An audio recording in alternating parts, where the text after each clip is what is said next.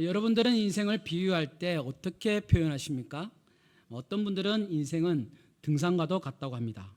오르기에 벅차 보이는 산을 한 걸음 한 걸음씩 발을 옮기는 것처럼 우리 인생의 바위와 우거진 숲을 넘어가는 등산과도 같다는 것이죠.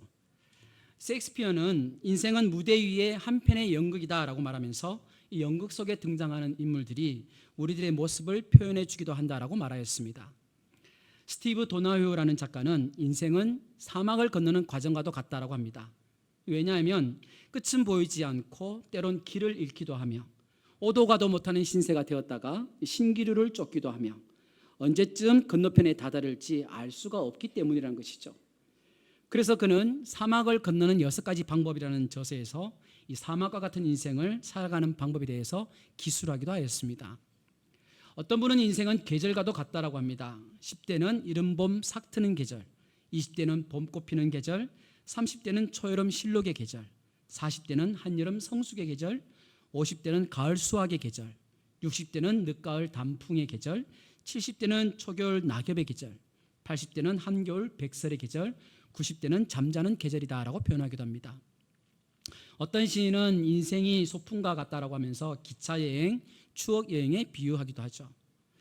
이처럼 우리들이 살아가는 인생을 다양한 비유로 표현을 할 수 있다는 것은 그만큼 우리들의 삶에는 수많은 사연들과 우여곡절들이 있기 때문일 것입니다. 그래서 성경에서도 보면요, 우리들이 이 땅에서 살아가는 인생에 대해 다양하게 표현하는 것을 볼 수 있습니다. 창세기 47장을 보시면 인생은 나그네 길이라고 하죠. 욥기에서는 인생이 구름과도 같고 꿈과도 같다라고 합니다. 시편에서는 바람, 풀, 꽃과도 같다라고 하고 야고보서에서는 안개와도 같다라고 하면서 우리의 인생을 다양하게 표현하고 있습니다.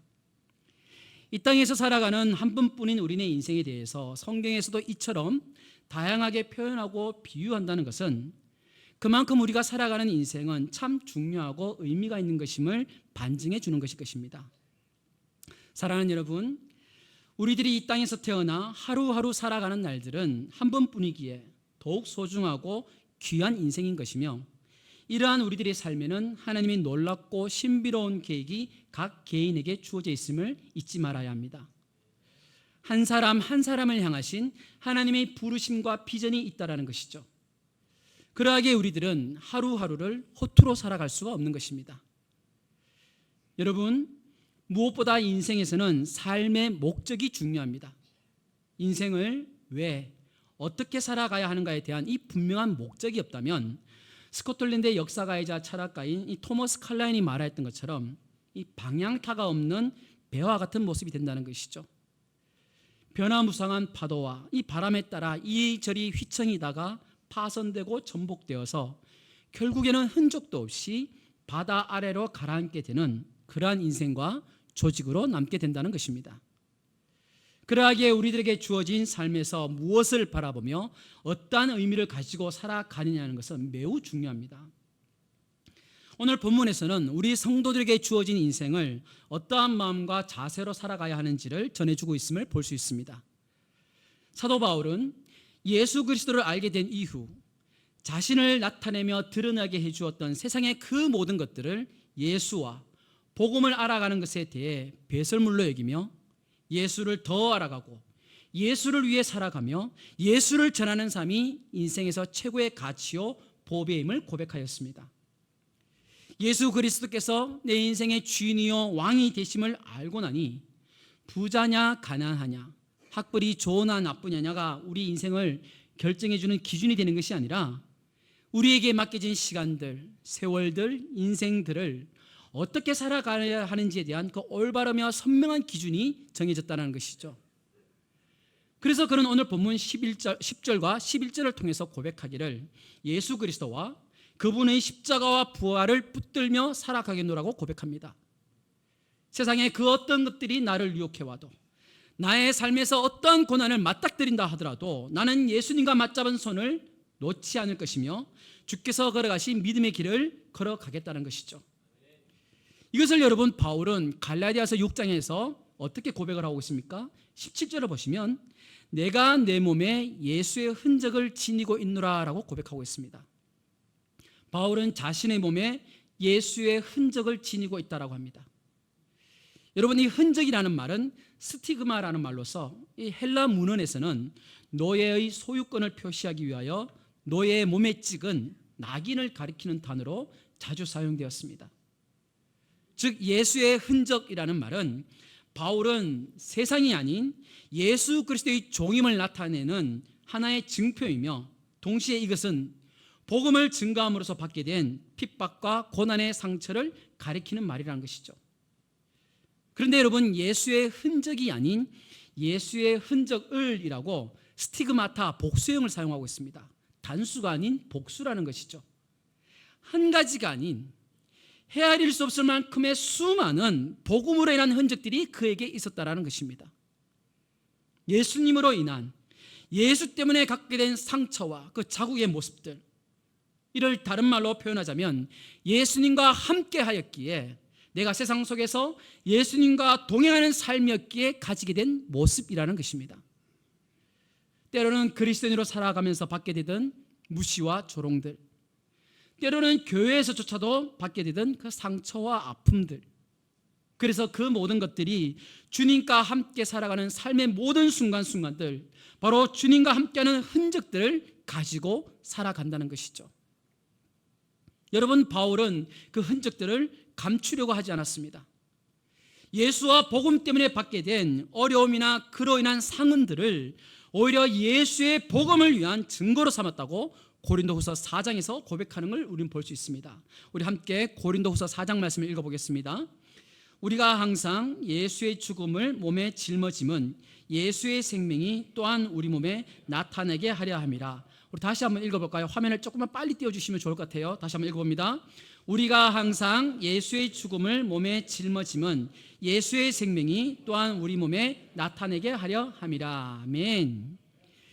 그래서 여러분, 많은 사람들은 예수의 삶을 철저하게 자신의 삶에 적용함으로 인해 여러 흔적들을 지니고 있는 그 바울을 보면서 무엇을 보게 되었을까요? 바로 예수 그리스도를 보았던 것입니다. 그리고 바울이 믿고 있는 예수님을 믿게 되는 것이죠. 이게 바로 사도 바울이 인생을 살아가고자 하는 참된 목적이었던 것입니다. 저는 우리 교회, 우리 영도교회 성도님들의 인생에도 이러한 흔적들이 있으리라 믿어봅니다. 세상의 사람들은 자신의 욕망과 쾌락을 위해서 살아가고 있지만 우리 영도교회 성도님들은 세상과 다르게 주께서 보여주신 믿음의 여정, 순례의 길을 걸어가고 있으리라 믿습니다. 때로는 느닷없이 닥쳐오는 유혹과 핍박이 있을지라도 나는 예수 그리스도라는 이 낙인이 찍혀있는 예수의 종, 그리스도의 노예라는 그 사실을 숨기거나 부끄러워하지 않고 오히려 그 모든 아픔과 눈물들을 나의 몸에 지니고 있는 예수 그리스도의 흔적임을 노래하면서 오늘도 복된 믿음의 인생을 살아가고 계시리라 믿습니다. 오늘 이 예배의 자리에 앉아 계시는 분들, 다들 예수의 흔적들 하나쯤은 다 갖고 있으시죠? 다들 예수로 인한 이 흔적들이 있으리라 생각합니다. 그런데 여러분, 이 예수님으로 인한 생긴 이 상처, 흔적들을 갖게 되면요, 이상하게도요, 이 흔적을 부끄러워하지 않게 된다는 것이죠. 신기하죠? 여러분, 내 몸에 상처나 흔적을 가지고 있다고 생각해 보십시오. 특히 얼굴에 화상 등 이 흉한 상처를 갖게 되었다면 사람들에게 보여주기 싫어하지 않습니까? 남성분들보다 아무래도 여성분들이 사람들의 시선에 더 민감할 수 있겠죠? 더군다나 요즘처럼 외모를 중시 여기는 경쟁 사회에서 나의 모습에서 일반적으로 사람들이 보기 싫어하는 부분들은 없기를 원하잖아요. 그래서 그 흉한 부분들이나 매력적이지 않은 모습들을 숨기려고 하거나 아니면 재건 수술을 해서라도 감추려고 하지 않습니까? 이건 우리들의 외적인 모습들뿐만 아니라 내면, 감정에도 동일한 부분이죠. 우리의 내면과 외면 모두 상처와 흔적이 있으면 말끔하게 치유받아서 이전처럼 살아가고 싶은 것이 사람의 마음입니다. 그런데 이상하게도 예수의 흔적은요, 내가 지니게 되면 될수록 그 흔적의 개수가 늘어나면 늘어날수록 오히려 나 스스로가 예수의 종임을 더 자랑하며 고난과 유혹 속에서도 담대하게 살아가게 된다는 것이죠. 가정과 학교, 일터에서 예수를 믿는다는 그 이유만으로 때로는 불이익을 당하기도 하고 은근히 무시함을 겪을 때가 얼마나 많이 있습니까? 일터에서 근무를 하다 보면 원치 않게 술자리 같은 데도 갈 때가 있죠. 또는 청탁이나 비리 등을 보면서 마음에 선한 분노가 일어날 때도 있지 않습니까? 예전에 제가 청년 사역을 할 때 경험한 것인데요, 이 청년부에서 뜨겁게 예수를 사랑하던 남자 청년이 기업에 취직을 하게 되었습니다. 다들 기쁜 마음으로 축하해 주었습니다. 그런데 어느 날 이 기도의 자리에 와서는 눈물을 흘립니다. 이 자초지종을 들어보니 취직을 하게 되었기에 부푼 마음을 안고 출근을 하였습니다. 하나님께서 보내주신 일터임을 믿으며 이 일터를 선교지로 삼고 많은 동료들에게 복음을 전하며 빛과 소금의 역할을 하면서 살아가겠다고 다짐을 하였습니다. 그런데 며칠 뒤 신입이 왔다고 회식을 가자고 하더래요. 요즘 시대에는 사원들의 이 저녁 시간을 빼앗는다고 회식도 함부로 못하는 시대이지만 예전에는 그런 게 어디 있습니까? 그냥 오라면 가야 되는 시대이잖아요. 그래서 퇴근 후에 회식에 참여합니다. 참석하여 자리에 앉자마자 환영주를 돌리는 거죠. 그래서 이 청년은 저도 그리스도인입니다. 술을 마시지 않습니다. 그 대신에 제가 따라 올리겠습니다 라고 하였답니다. 그러자 그 회식 자리가 순식간에 이 찬바람이 부르듯이 얼어붙는 것이죠. 다들 떨떠름하게 잔을 받더랍니다. 그래도 나름대로 회식은 잘 넘겼대요. 자, 그리고서는 영업직을 맡겨주더랍니다. 윗선배 직원을 따라다니면서 이것저것 영업에 대해서 배우며 거래처와 관계를 쌓게 됩니다. 그런데 영업직을 하면서 여러분 접대라는 것을 하지 않습니까? 접대를 어디서 하는지 여러분 다들 아시죠? 뭐 아쉐르나 용무식 같은 데서 하는 거 아니죠? 다들 옆에 여성분들 하나씩 끼고서 노래를 부르며 술을 주고받는 거죠. 자, 이 청년은 그곳에서도 거래처 직원이 주는 잔을 받지도 않고 이 거래처 직원이 그 여성분과 노는 것처럼 놀지도 않고 거룩한 예수쟁이로 앉아 있으니 그날 영업이 제대로 이루어질 리가 없는 거죠. 그토록 기도하며 꿈꿔왔던 은혜의 직장 생활이 될 줄로만 알았는데 하루하루가 힘겨움과 엉망인 삶들을 보내고 나니 마음이 너무 힘들어서 미칠 지경인데 직장 선배가 호출을 하더니 한마디를 하더랍니다. 야, 이 XX야. XX는 욕입니다. 너만 교회 다녀? 나도 교회 다니는데 나는 뭐 나가래야? 이런 말을 한다는 거죠. 나가래는 일본말로서 고스톱판에서 흔히 나가리라고 말을 하고 있습니다.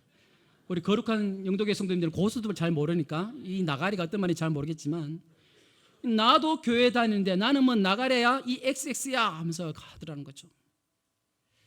이 갓 입사한 20대 후반인 이 청년은 자신이 가지고 있는 이 신앙이 잘못된 것인지 내가 어떻게 살아가야 하는지를 한참을 토로하면서 세상 속에 그리스도인으로 살아가는 것에 대해서 힘겨움에 아파하며 눈물로 다 함께 기도회를 보낸 적이 있습니다. 그 후에 그 청년은 그 모든 일상의 시간들이 바로 자신에게 주어진 예수의 흔적임을 알고 다시금 세상을 향해 나아가는 귀한 그리스도인의 모습을 많은 동료들과 그 후배들에게 보여주면서 도전을 심어주기도 하였습니다. 그렇습니다, 여러분. 우리도 동일합니다. 올 한 해 2024년도도 우리에게 예수와 복음으로 인해 어떠한 고난과 힘겨움이 오더라도 예수의 흔적을 드러내며 살아가는 믿음의 성도들이 되시기를 소망합니다. 올해뿐만 아니라 우리가 살아가는 삶의 날마다 때마다 나로 인해 예수 그리스도가 나타나기를 힘쓰며 살아가시기를 축복합니다. 내 인생의 간절한 소망이 고작 우리 집 평수가 몇 평 더 넓어지는 것이며 내 연봉이 얼마 더 올라가는 것이며 내 자녀가 좋은 대학에 합격하는 것이 이런 것들이 되어서는 안 된다는 거죠. 내 인생의 간절한 기대와 소망은 무엇이라고 빌립보서 1장에서 말해주고 있습니까? 우리 20절 말씀을 함께 읽어봅니다.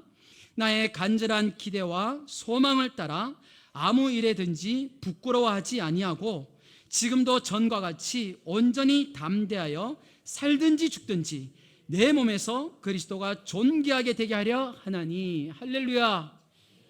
무슨 말입니까? 내 인생이 오직 예수 그리스도를 더욱더 알기 원하며 그러한 내 인생을 통하여 예수 그리스도만이 잘 전해져서 누군가가 참된 복음을 알게 됨으로써 은혜와 평강의 삶을 살아가게 되는 것, 이것이 바로 우리들의 간절한 기대와 소망이 되어야 된다고 성경은 오늘을 살아가는 우리들에게 도전을 주고 있다라는 것입니다. 그래서 본문 12절에서 그러한 열망을 달려가노라라고 표현하고 있습니다. 오직 내가 그리스도 예수께 잡힌 바 된 그것을 잡으려고 달려가노라. 달려가노라. 예수 그리스도를 더욱더 알기 위하여, 부활의 권능과 고난의 참여함을 알기 위하여 나는 달려가기노라고 고백하고 있다라는 것이죠. 이미 얻었고 온전히 이루었다고 주장하는 그 유대주의자들의 거짓 교훈에 대해 바울은 믿음으로 의롭다 여김을 받은 자가 새로운 삶의 목표로 설정된 것, 즉 하나님 곁에 도달함을 위해 표대를 향해 나아가는 삶을 말해주고 있다라는 것이죠. 그래서 본문 14절에서는 표대를 향하여 그리스도 예수 안에서 하나님이 위에서 부르신 부름의 상을 위하여 달려가노라라고 말씀합니다. 여러분, 여기서 달려간다라는 말은 전심전력을 하겠다는 말입니다. 어디로 달려간다고요? 표대를 향하여. 여러분, 표대는 스코포스라는 말로서 경기장 맨 끝에 있는 기둥을 의미합니다. 여기서는 비유적 의미로서 그리스도인으로서 추구하는 상급이나 선한 사움을 한 자에게 주어지는 면류관으로 우리는 이해할 수 있죠. 달려간다라는 말은 헬라어로서 디오코라는 말입니다. 목적지를 향해 재빨리 달려가는 이 경주자의 모습을 의미하죠.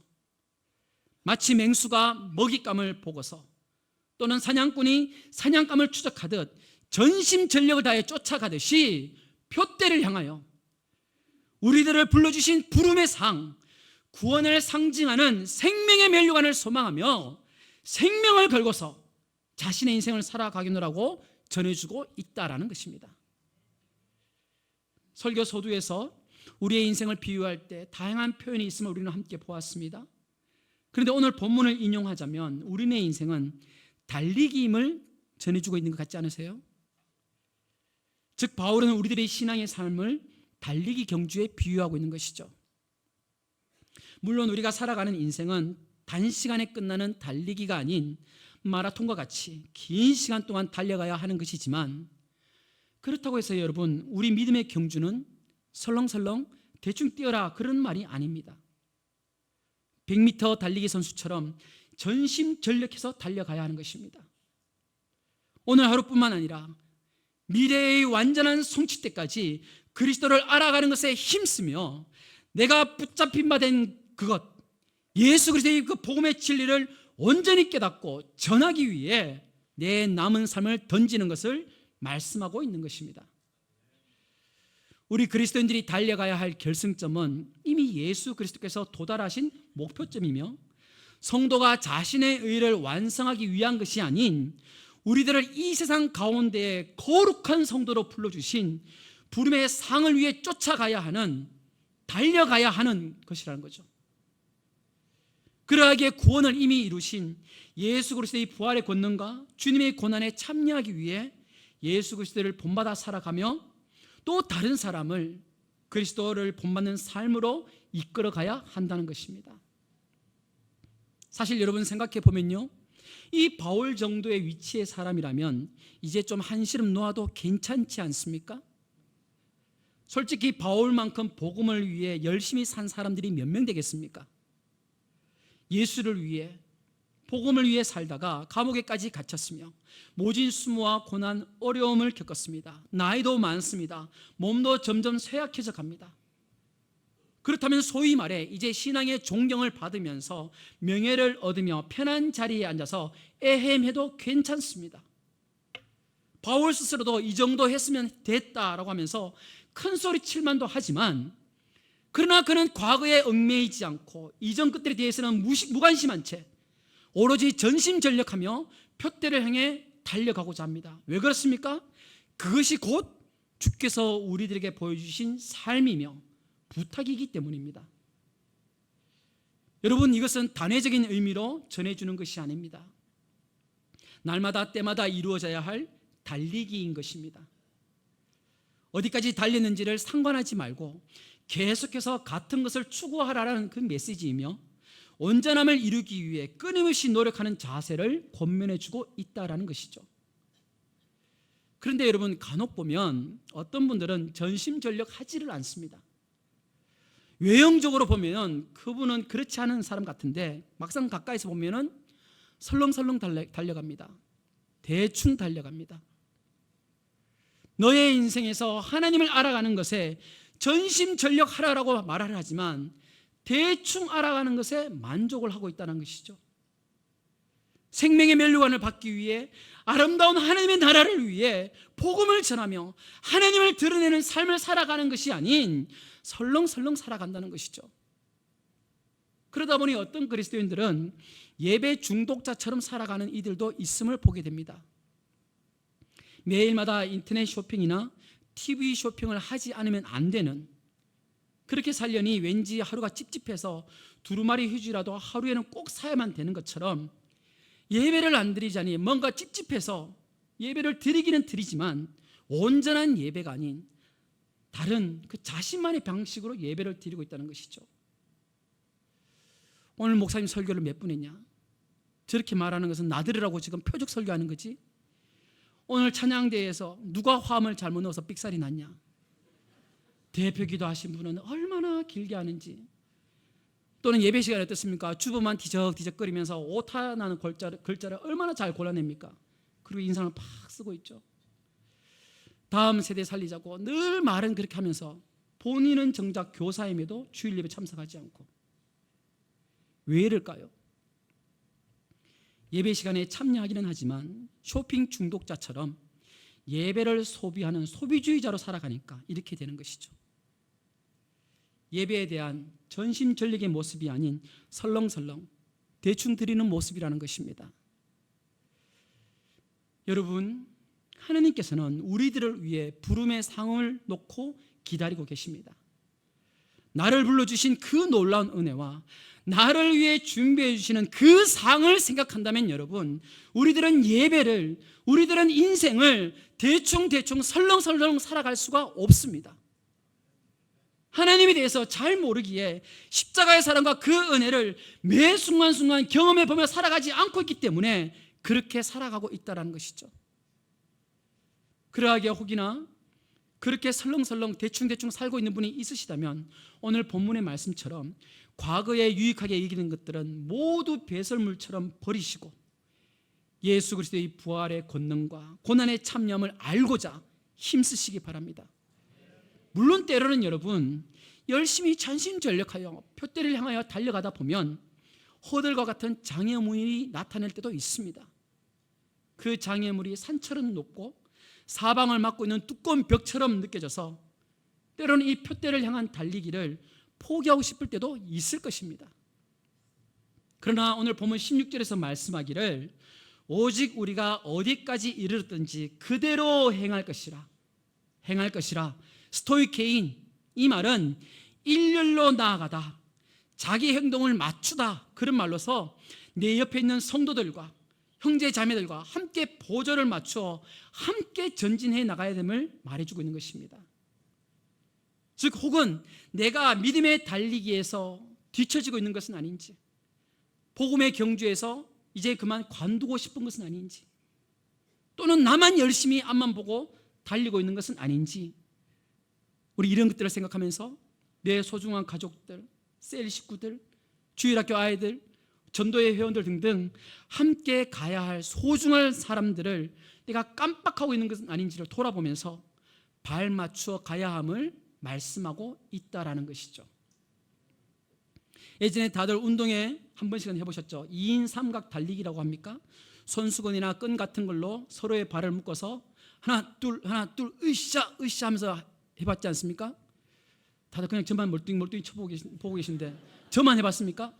하나 둘 다 해보셨죠? 예. 여러분, 옆에 있는 분의 얼굴을 한번 바라보시겠습니까? 옆에 있는 분은요, 서로가 경쟁하는 사람이 아니라, 내가 미워하고 끌어내려야 할 사람이 아니라 함께 가야 할 소중한 사람인 것입니다.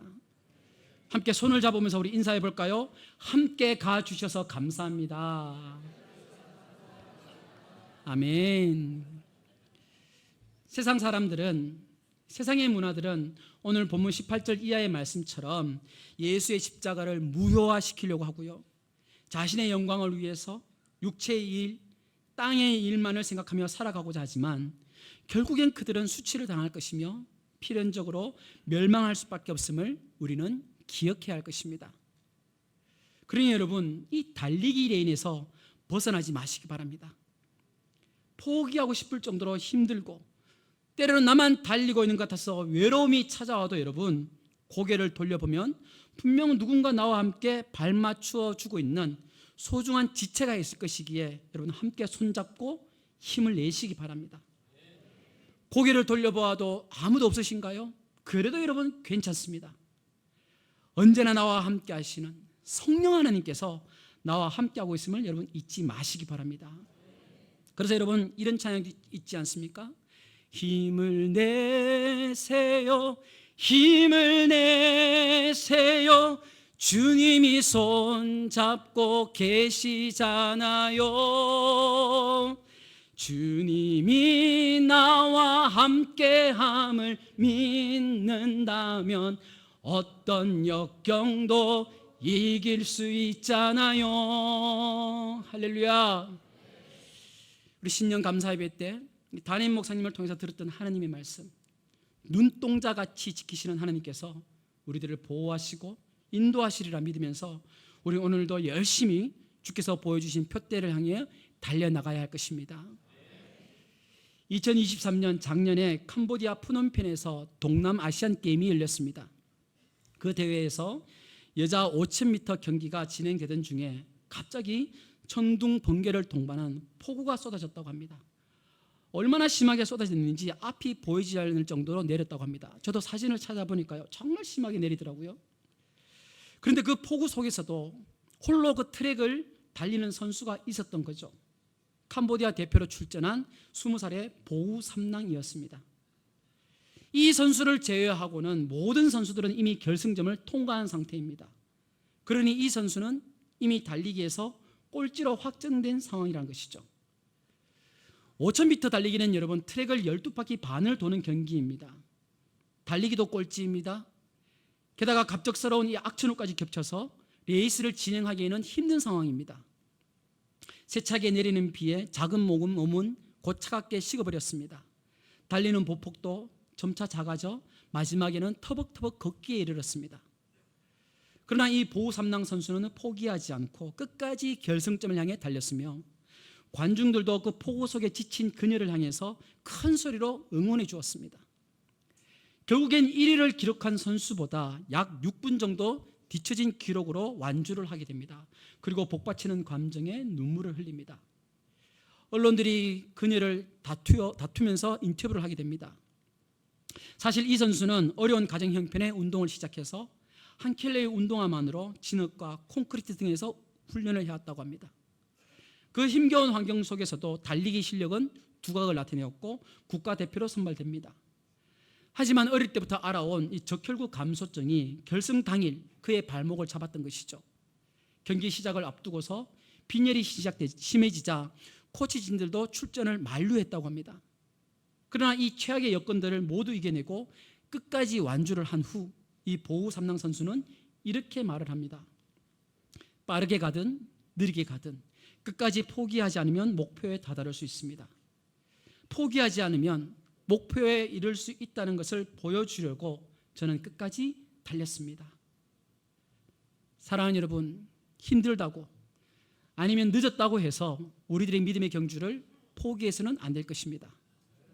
포기하지 않는 한 우리들의 이 믿음의 경주는 주께서 보여주신 그 표대에 다다르게 될 것입니다. 완주라는 목표를 이루게 될 것입니다. 여러분, 우리의 믿음의 이 달리기는요, 누가 1등이냐를 가리는 그러한 레이스가 아닙니다. 등수가 없습니다. 끝까지 결승점까지 들어오는 완주하는 모든 사람이 하나님 나라에서 1등임을 여러분 기억하시기 바랍니다. 새로운 한 해를 시작한 지 여러분 보름쯤이 지나고 있습니다. 이맘때쯤이면 우리는 작심삼일을 생각하면서 나 스스로를 자책하곤 하죠. 그러나 여러분 괜찮습니다. 사람들의 머리는요, 무언가 새로운 변화를 시도하면 뇌에서 회피 반응이 일어난대요. 그게 3일이 지나면 다시 예전으로 돌아가려고 한다는 것이죠. 그게 바로 뇌과학이라고 합니다.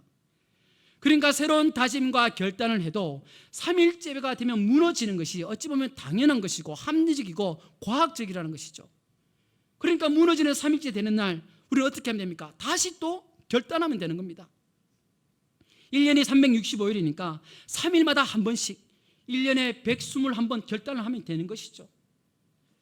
우리들에게 허락하신 그 부름의 상을 바라본다면 나를 성장시키고 우리 가정에 변화가 일어나고 우리 교회가 더욱더 은혜가 넘치게 되는 그러한 일들이라면 여러분 121번의 작심삼일은 아무것도 아니라는 것이죠.